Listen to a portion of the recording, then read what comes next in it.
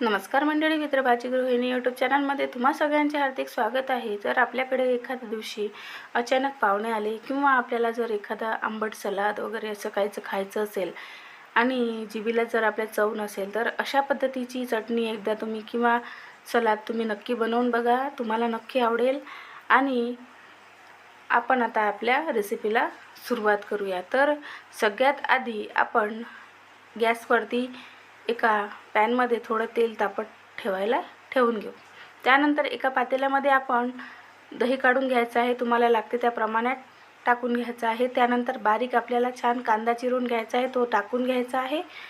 त्यानंतर आपल्याला त्यामध्ये टमाटर घालायचं आहे, तुम्ही पत्ताकोबी काय वगैरे असेल तुम्हाला आवडत असेल तर टाकून घ्यायचं। त्यानंतर आपण कोथिंबीर टाकून घेणार आहे।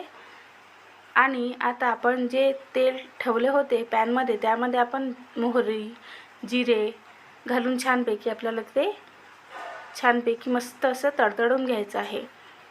ते तडतडलं की त्यामध्ये आपल्याला हिरवी मिरचीचे तुकडे घालायचे आहे।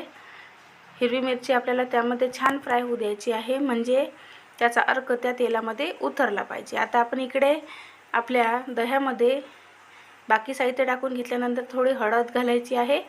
आणि आपल्याला हे तेल छान गरम झाले की यामध्ये आपल्याला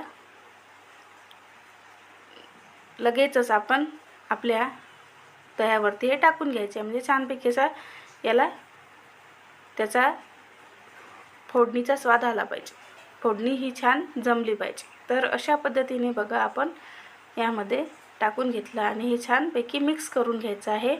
आणि अशा पद्धतीने आपली चटणी तयार। तुम्हाला जेव्हा आता लगेचच खायचं असेल तर तुम्ही मीठ घालू शकता, किंवा तुम्हाला जेव्हा खायचं असेल तेव्हा मीठ घालून तुम्ही लगेच सर्व करू शकता। थोडी साखरसुद्धा घालायची आहे आणि कोथिंबीरसुद्धा घालायची आहे। आपण आता जर लगेचच मीठ घातलं तर त्याला थोडं पाणी सुटल्यासारखं होईल, त्यामुळे तुम्हाला जेव्हा खायची असेल तुम्ही लगेचच त्यामध्ये मीठ घालू शकता।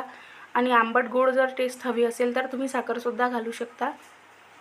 अशा पद्धतीने आपली चटणी तयार झालेली आहे। तुम्ही एकदा नक्की बनवून बघा। तुम्हाला ज्या पद्धतीचा भाजीपाला आवडत असेल तुम्ही त्या पद्धतीचा भाजीपाला जरी टाकला तरी त्यामध्ये आपल्याला चालेल।